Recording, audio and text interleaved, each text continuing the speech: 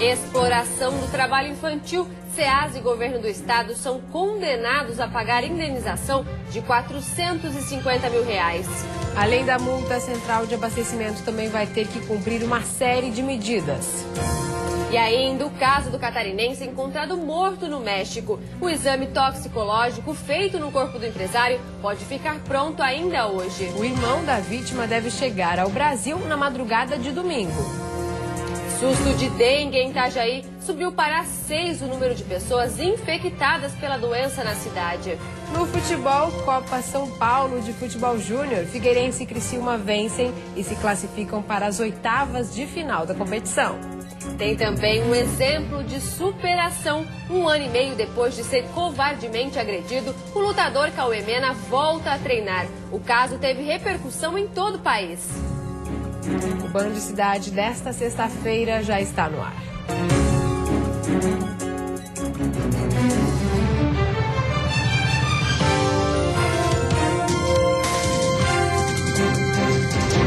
Olá, boa noite. Olá, boa noite. A Justiça condenou a SEASA e o governo do estado. Eles terão que pagar R$ 450 mil de indenização por exploração do trabalho infantil.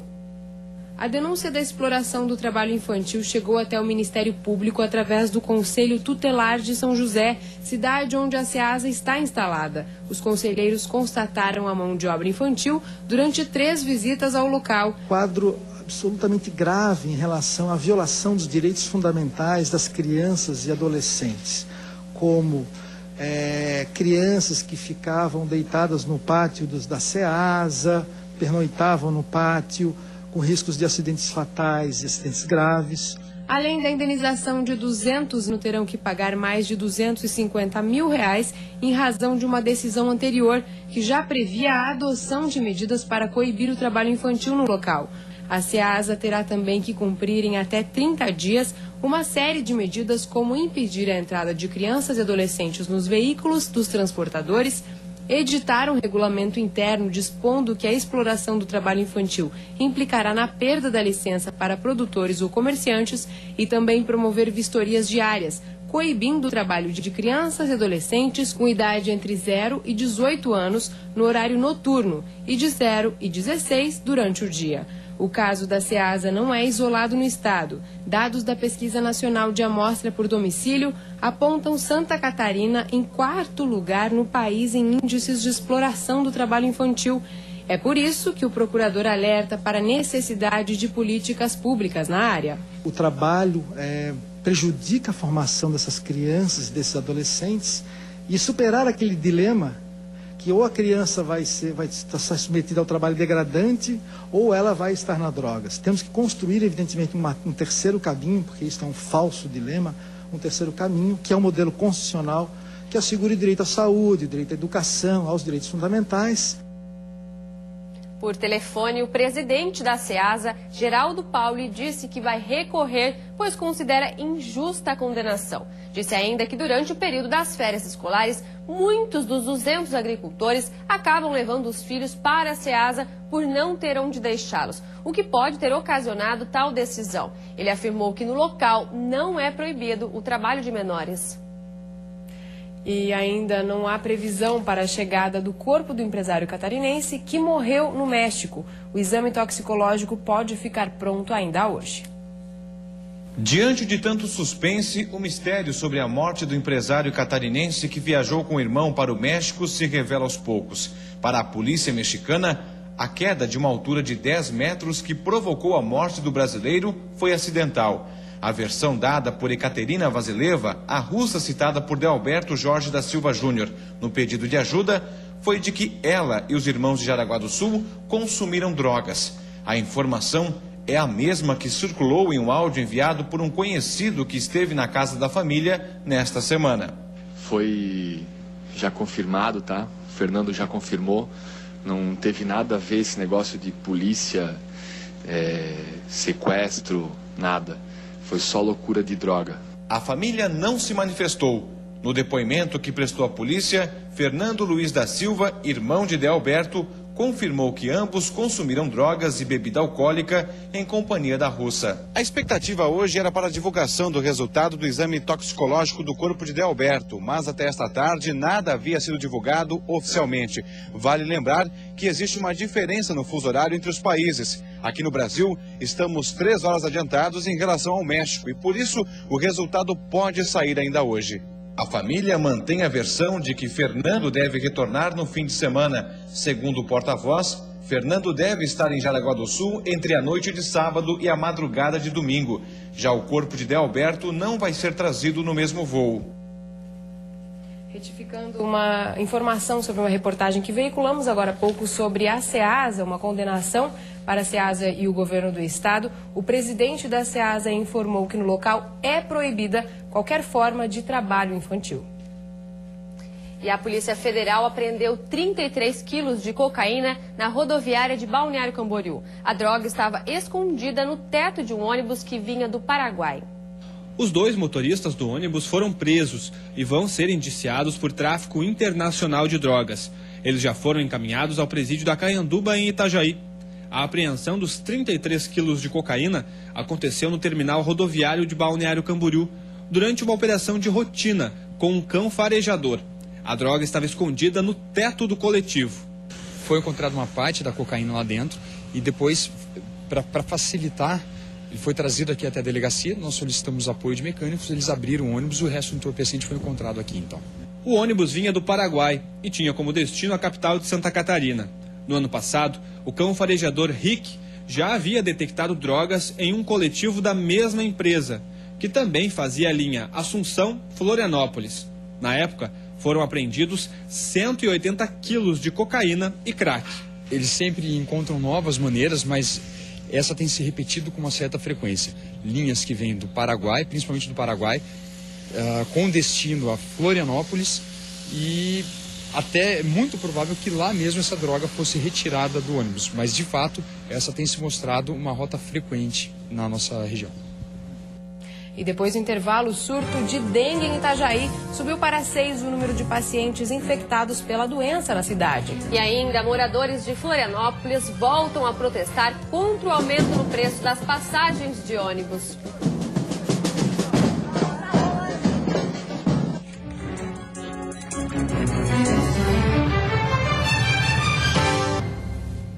Cerca de 50 estudantes fizeram uma manifestação no fim da tarde em frente ao terminal integrado do centro na capital.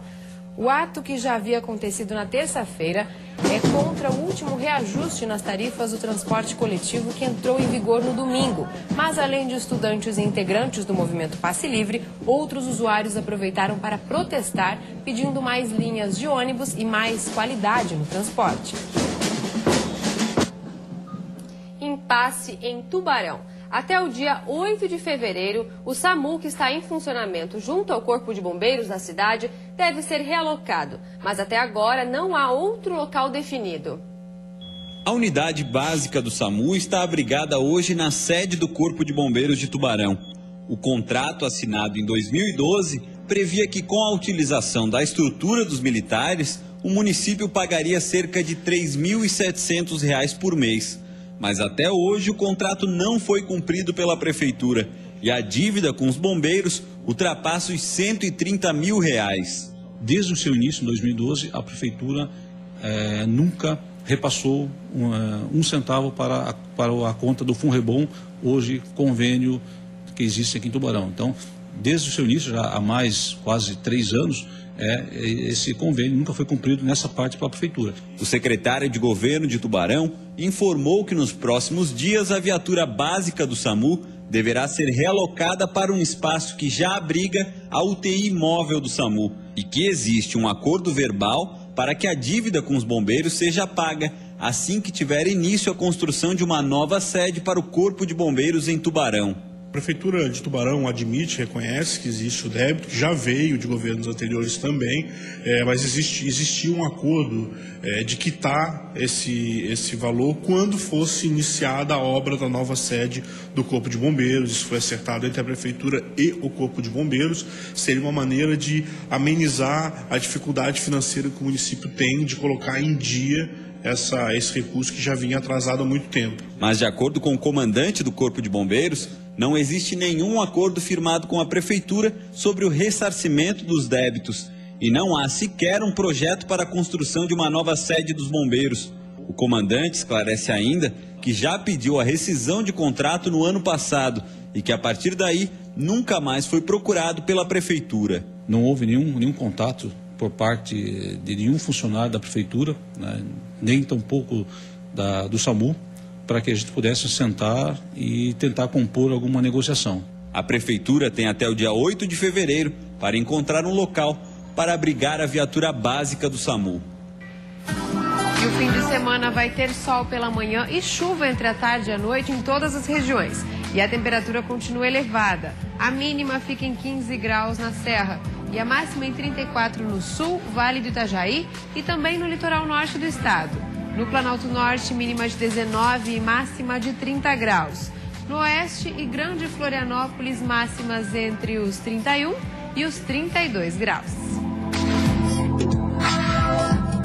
Surto de dengue em Itajaí. Subiu para 6 o número de pacientes infectados pela doença na cidade. 8 casos suspeitos estão em análise.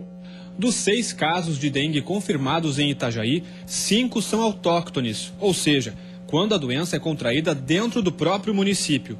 Um ainda está sob investigação.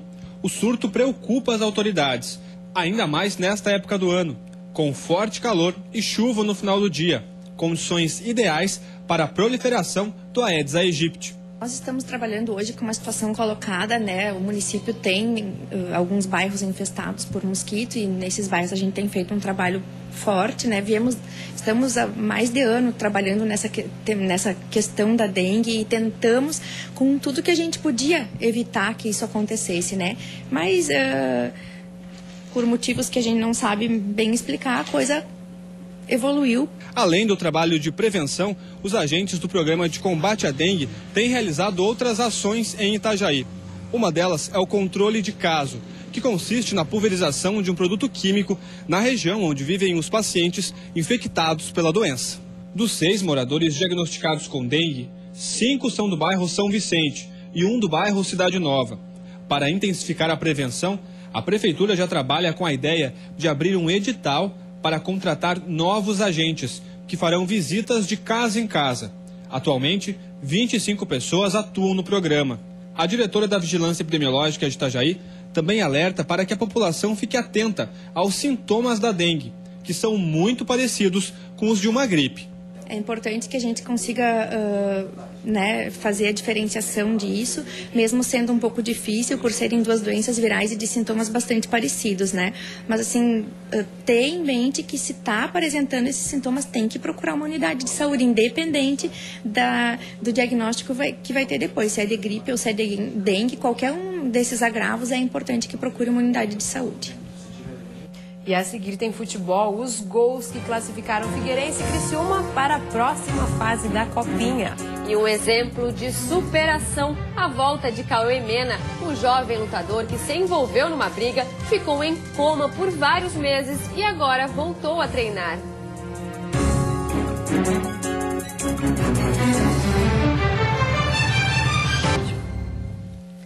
E agora o futebol. Copa São Paulo de Futebol Júnior. Figueirense e Criciúma venceram e estão nas oitavas de final da competição. No estádio, gol de Juninho, que aproveitou o cruzamento da esquerda. Depois veio a reação dos Tigrinhos, que começou com uma cobrança de falta certeira de Douglas. Em seguida foram 3 gols de cabeça. O primeiro de Jansson, o segundo de Jefferson. Nino encerrou a goleada do Criciúma, que na próxima fase, no domingo, enfrenta a equipe do São Paulo. Na Rua Javali, o Figueirense venceu o Mirassol por 1-0. Depois de uma falha na defesa, Mateuzinho recebeu da direita e chutou rasteiro no canto para definir o placar. Também no domingo, o time júnior do Orlando Scarpelli pega o São Caetano, outro time paulista. Superação. Voltou a treinar o lutador Cauê Mena, que se envolveu numa briga em um posto de combustíveis de Camboriú, no litoral norte. 1 ano e meio depois da confusão, Cauê Terra Mena voltou a fazer uma das coisas que mais ama, treinar MMA. O atleta está na mesma academia onde começou a praticar o esporte, em Pelotas, no Rio Grande do Sul. Além do sonho de voltar ao octógono, Cauê também pretende terminar a graduação em Educação Física. Faltava apenas um semestre para conseguir o diploma quando ele teve que abandonar os estudos. No dia 6 de julho de 2013, o jovem foi com um amigo, Michael Falcão, a um posto de combustíveis de Camboriú, no litoral norte. No local, Falcão mexeu com uma mulher. Ela e os amigos não gostaram da atitude dele, iniciando uma grande confusão. Cauê Mena chegou para ajudar o amigo e houve pancadaria. No pátio do posto, o atleta foi agredido a pauladas e levado em coma ao hospital. Todos os envolvidos na briga foram identificados e indiciados por tentativa de homicídio triplamente qualificado por motivo torpe, meio cruel e recurso que impossibilitou a defesa da vítima. O adolescente, que na época tinha 15 anos, responsável por atingir a pauladas o lutador, responde por ato infracional e tentativa de homicídio. Até hoje, os agressores aguardam um julgamento que ainda não tem data definida. Já o lutador, que ficou meses entre a vida e a morte, internado em estado grave no hospital, aos poucos vai conseguindo voltar à rotina. E é só sentir alguma indisposição que muita gente corre para a farmácia para comprar vitaminas. Mas é preciso ter cuidado. Com a correria do dia a dia, nem sempre é possível ter uma alimentação saudável. Para suprir a necessidade de alguns nutrientes, muitos acabam ingerindo suplementos de vitaminas e minerais sem orientação médica, apenas porque ouviram que faz bem e acha que precisam. Sim, porque todo mundo toma e é bom, principalmente do peixe. E então, que a gente comendo peixe é muito bom. Esse é o óleo do peixe, das águas geladas. Então... Mas isso pode ser um perigo à saúde. Quando as vitaminas são ingeridas em excesso, podem se tornar prejudicial e até comprometer outros órgãos. A nutricionista Rúbia Sombrio afirma que o uso por um longo tempo nem sempre faz bem. Por que eu devo evitar às vezes? Porque uma sobrecarga de vitamina C, por exemplo, eu posso ter cálculos renais no organismo, né? E também, no caso o ferro também, ele traz doenças cardíacas. A quantidade necessária de cada nutriente varia de acordo com a idade, sexo, estado de saúde e atividade física do indivíduo. Por isso, é importante seguir a orientação de um profissional da saúde. A especialista garante que é possível seguir uma dieta balanceada, rica em vitaminas e proteínas, sem a ingestão de comprimidos. Sabendo escolher todos os alimentos, tu tem todos os nutrientes.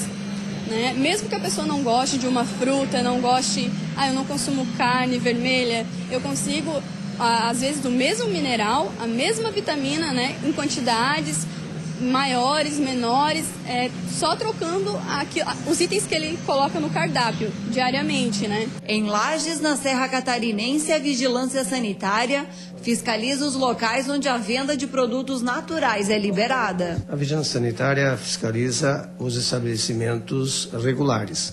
Significa que os estabelecimentos que tenham autorização da Prefeitura e a Vigilância Sanitária fornece o seu alvará. Todos os casas que estão trabalhando em lares com produtos naturais são autorizadas.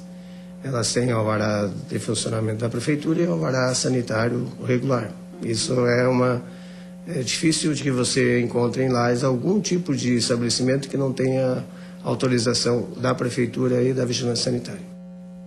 E depois do intervalo, reajuste o preço salgado das carnes nos supermercados. E a onda de calor traz prejuízos para a agricultura, especialmente as lavouras de hortaliça.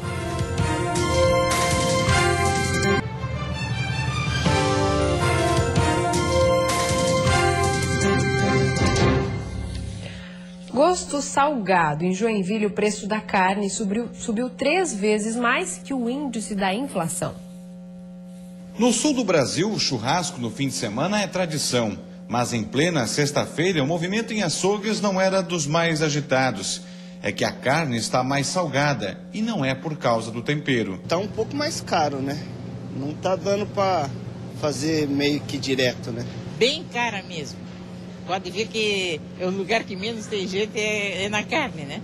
A constatação do consumidor está comprovada. O preço subiu mesmo, bem mais que a inflação anual. Em Joinville, o aumento médio do preço da carne chegou a 20% em um ano. Pelo menos é o que apontam as pesquisas de preço da cesta básica feitas mensalmente pelo Procon. No levantamento, a carne tem pesquisa específica dos cortes. A costela suína, o coração e o filé mignon foram os grandes vilões, seguidos da linguiça de frango, da picanha e da costela bovina. São cortes específicos que nós vemos pesquisando já há mais de um ano, e nesses últimos 6 meses houve uma variação bastante intensa no aumento do preço.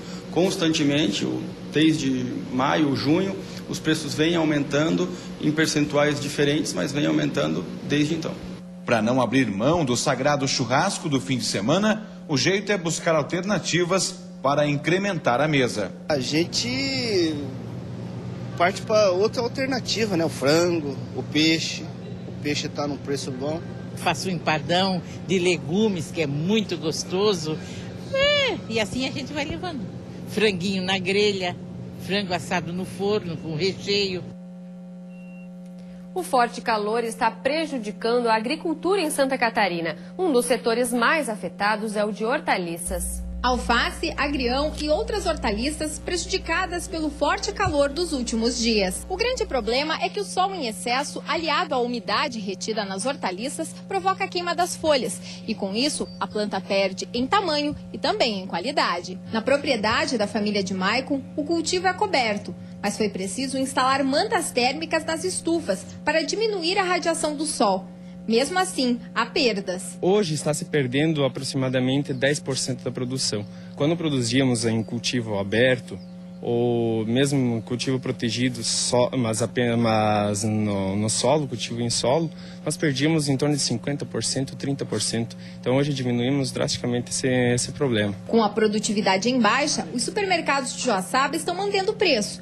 Mas a tendência é que isso não dure por muito tempo. Provavelmente essas coisas assim devem começar a faltar. Ou se tiver, vai ser mínima coisa, né? Então, mas a tendência é começar a faltar. Começar a faltar o produto daí. E para não deixar de consumir, Kelly tem uma estratégia. A gente acaba comprando, né, procurando aquele produto que está melhor, acaba não comprando determinado, vamos supor, o brócolis não está muito bom nesse momento, acaba pegando outro tipo de legumes para estar suprindo a necessidade, mas sem ficar sem os produtos, né? E antes de encerrarmos, vamos ver como está o trânsito ao vivo aqui na capital. Nesta tarde de sexta-feira, o trânsito está bastante tranquilo em ambos os sentidos, mas principalmente para quem deixa a ilha, o que é incomum na tarde de sexta-feira. Em Florianópolis faz 32 graus nesse momento. Termina aqui o Band Cidade. Um ótimo fim de semana para você e até segunda. Uma boa noite, bom fim de semana.